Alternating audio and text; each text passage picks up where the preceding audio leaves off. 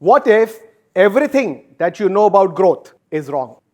In 2021, Byju's was India's largest edtech business, valued at $22 billion. They were chasing goals: 10 million users, 5 acquisitions, 20 new markets, and they hit each one of those goals. But come 2024, October 2024, Baiju Ravindran, the founder of Byju, publicly announced that the valuation of Byju's is now effectively zero. 3 years, $22 billion down the drain. What happened there? What went amiss? And many of you in this audience would be thinking that my business, maybe it's small, maybe it's a traditional business, is very different from Byju's. This is not going to happen to me. I'm here to tell you that you're no different from Byju's. How can I say that? I can say that by asking you one simple question. What are you measuring in your business on a daily, weekly, or a monthly basis? Is it results, sales results, results of different kinds? Goals, perhaps? You're tracking your goals when you met them or not? Team performance, perhaps? I had given them this work, but did they do that work? Or did they produce the results which were required of them? What else? How about tracking capacity? How about asking the question that what new capacity did we build in this month? How was this capacity utilized? Where are the current bottlenecks or constraints in my business? Where do I need to add resources so that next month or next 6 months I do not face a constraint or a challenge in being able to deliver the orders which I have on hand, or being able to provide great customer service? This question or series of questions based on capacity is completely missing from our paradigm of growth and strategy. For decades, we've been told by management science that the activity-based view, doing more, running, sales calls, more activity, faster, more and more and more, is the way to exponentially grow. And I'm saying this view is fundamentally flawed. This is, if I have to give you an analogy, is like sitting in your car, trying to drive at very fast speed while your engine and the brakes and perhaps the underlying road itself does not support that kind of a growth or that kind of a speed. So I'm saying you have to move from an activity-based view of strategy and growth to a view which is based on capacity. And specifically, I'm going to talk to you about capacity loops.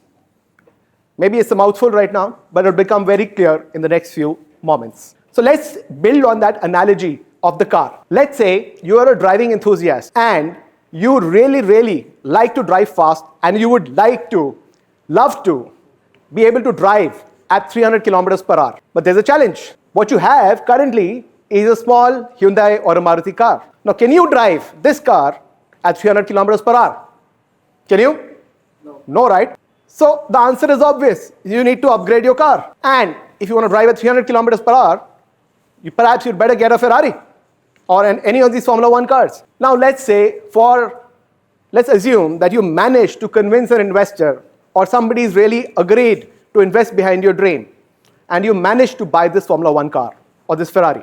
Now, can you drive this car at 300 kilometers per hour? Possible now? So let's say you take this car out and you try and accelerate it to 300 kilometers per hour. What's going to happen? You don't have the driving skill to be able to drive this car, and you're again likely to crash into somebody else. So this is where your operational capacity of having the car wasn't sufficient for you to be able to drive this car fast. So you need a driving capability which is akin to your selling capacity to either learn to drive yourself or hire a driver of this kind of a car who will be able to drive you around. All right, so now let's say you have the car and you have got the money to be able to hire the driver as well. So you've hired a Formula 1 driver, you have the car. Now can you drive at 300 kilometers per hour? Yes?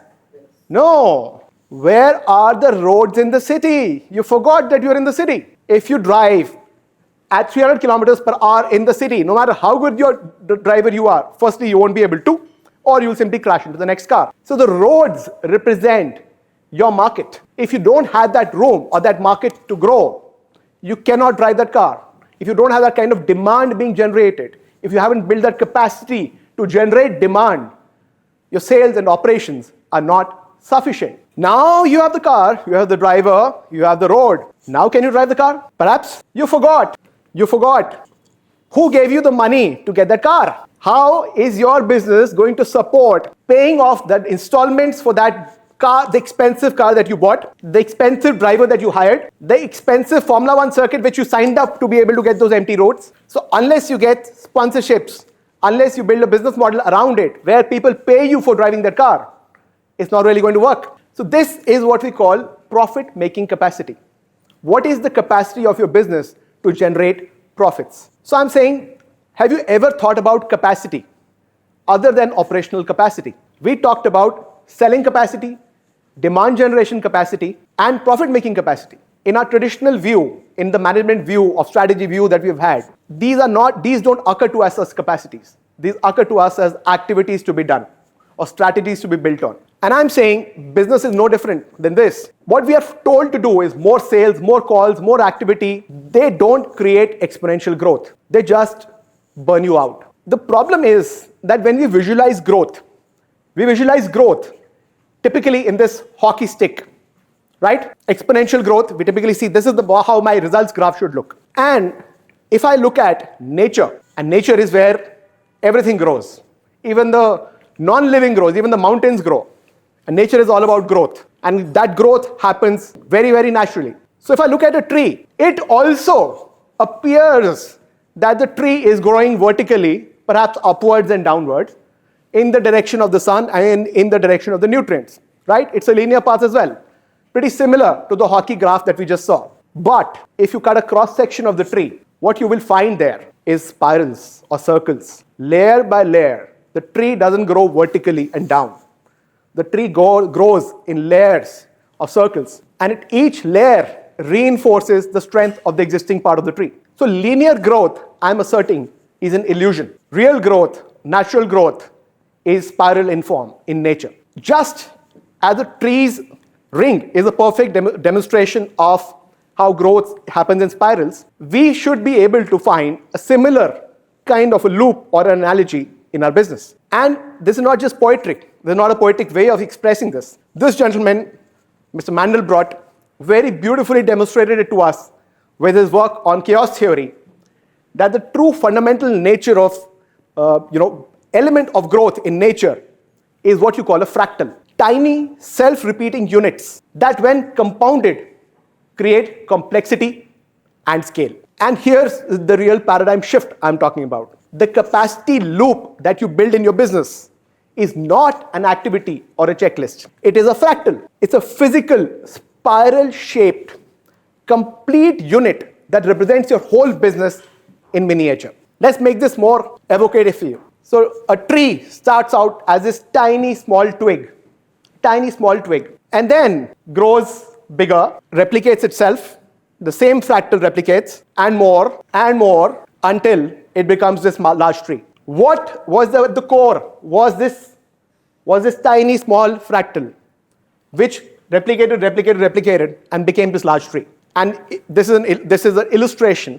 But if you look at an actual tree, where it starts from, so this branch, this tiny branch, represents the whole tree. This is a fractal or a repetitive unit of the whole tree, which repeats, and creates this massive tree that you see in front of yourself. Just as this tree's fractal is not abstract, it's not a concept, it's a real twig, it's a real branch in front of you. I'm saying that the capacity loop in a business is the smallest complete physical unit that you can grow and replicate. It is not abstract, it's not a plan, it's a system you can see, measure, and replicate all over. So if you have to learn from the tree example, a true growth fractal in business is spiral. It's not linear. It occurs in circles. It's physical. It's not theoretical. You should be able to touch, feel, see, measure, deliver, sell, attract, and profit from that fractal. It's whole and complete. Each loop is a miniature version of your entire business. Too cryptic? This, ladies and gentlemen, is what I'm talking about, is the fundamental unit for growing any business, the growth fractal. This has 4 interlocking parts to itself. Build operations capacity, build selling capacity, create demand generation capacity, and create throughput or profit or cash flow capacity. And it's an iterative loop which keeps feeding into each other, feeding into each other, and feeding into each other. And once you have this fractal ready, once all elements of these capacities have been built, thought through, put together, then just like the tree, you can grow and scale your business to any level of complexity and scale. When you repeat and reinforce this loop, you don't just grow, you scale, you adapt, you become resilient, just like the most robust systems in nature. And each repetition puts you into the next loop in the orbit. As you complete one loop, your capabilities get built, which allows you the momentum and the speed to take your business to the next level in the orbit, and the next and the next. It's an infinite space and an infinite space for you to grow. So let's make this a little more real. Let's take an example of something which you're all familiar with, a business which you're all familiar with. Indigo Airlines. Indigo Airlines is India's largest airline, which has more than 60% market share, and it is one of the world's fastest growing airlines. But do you know that Indigo Airlines got to this space of being India's largest airline in a matter of just 6 years? They launched in 2006, and by December 2012, they were the largest airline in India, upsetting the apple cart of the full-service airlines available in India from Air India and Jet Airways at that point of time, who had been operating, at least some of them operating from decades. What did Indigo Airlines do? I'm asserting that Indigo Airlines built a growth fractal, a spiral. How did they do that? They first unlocked their operations capacity. They took a very strong decision. They said, we will have only one type of aircraft, which is the Airbus A320. By focusing on just one kind of aircraft, they were able to build technical skills and expertise to turn around that airplane within 10 minutes of landing, because everything about that airplane was known to them. And they also completely avoided the operational uncertainty of repairs and maintenance, because these aircrafts, because of the level of expertise which they had and the quantum of spare parts they could store, for there was only one kind of aircraft, because of that simplicity, the capacity level, their ability to maintain the high running rate of the aircraft was way, way, way better than the industry. That's what they built in their operations. In sales, in their selling capacity. Now, selling capacity for them was a function of the routes that they cover, the number of routes that they cover. They didn't indiscriminately add routes. They were very, very focused on which routes to add, where their capacity utilization of those planes would be the highest. And they didn't immediately jump and order 500 aircrafts. They've added those routes step by step, step by step, step by step. And their operational strength of being able to turn around the aircraft in 10 minutes gave them the biggest advantage for generating demand, because they could position themselves as on time every time. And at that point of time, airlines in India were notorious for not being on time. Delays were expected everywhere. So what happened? Because of that high capacity utilization of the aircrafts, they were able to still be a low-cost carrier and promise on-time availability, on-time landing, which led the customers to prefer Indigo Airlines over all other airlines, because the price being the same, on-time was a big, big factor, a huge unmet need of that market. And Indigo just didn't stop there. They realized that profit-making capacity is critical.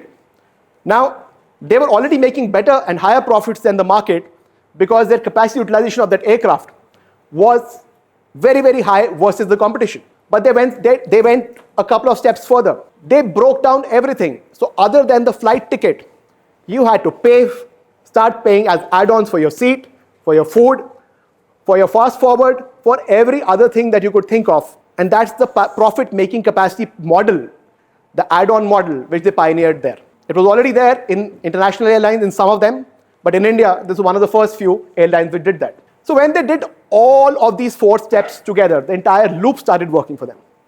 And in a very short span of 6 years, they went from a new airline, a newbie airline, to being the largest airline in India and one of the fastest growing airlines in the world. So that's what's possible when you build a spiral growth fractal. So for your business, the focus has to be on, first of all, understanding capacity.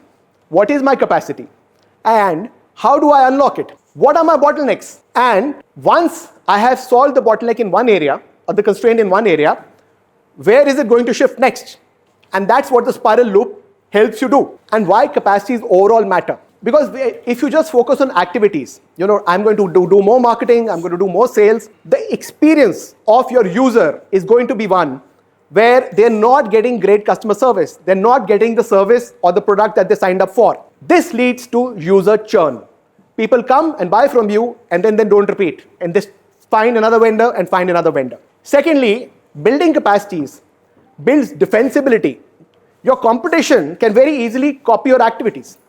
But can they copy the deep capacity that you have built? Like US now wants to catch up with China. China has spent 40 years building capacity for high quality manufacturing. Can US or is the rest of the world overnight or even in a span of the next 5 years can even hope to compete with China with the level of capacity which China has built? It's not possible. That compounded spiral has taken years to put together. And the last thing which the spiral does for you, it forces or naturally aligns your engineering, your HR, your operations, and your sales to collaborate to build capacity, to scale capacity. They no longer can just focus on their silos that I'm in operations, I'll only take care of operations. No, capacity increase happens as a team. And the spiral view makes that happen naturally and automatically. So ask yourself these couple of questions for your business. If you apply this loop to yourself, and this is the capacity, the spiral loop that we're talking about, what is my capacity in each part of this spiral? How do I measure it? What is my selling capacity? What is my demand generation capacity? What is my profit making capacity? You may not have answers, but when you start thinking about this question, you will start getting insights into things that you've never measured earlier, which you have never looked at earlier. Looking at where is my current bottleneck? Is it in operations? Is it in sales? Is it in demand generation? And that's obviously where you need to focus your resources on. Where will this bottleneck shift next once I fix this? Just like when a flyover is built on the road, you will unlock or de-bottleneck that road. Traffic jam will stop there when the flyover has been built. But where will this traffic jam happen next?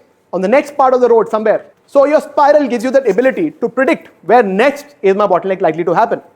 Unchoked this particular capacity. So my message to you is that growth is not a race with a finish line. It's an infinite game where the goal is to keep playing. Byju's sprinted and burnt out. Indigo spiraled and thrived. Today, I invite you to join this fractal revolution. Build capacities, not goals. Build momentum. Don't just spin wheels. Go out, build fractals, focus on them, grow fearlessly, one spiral at a time. Thank you.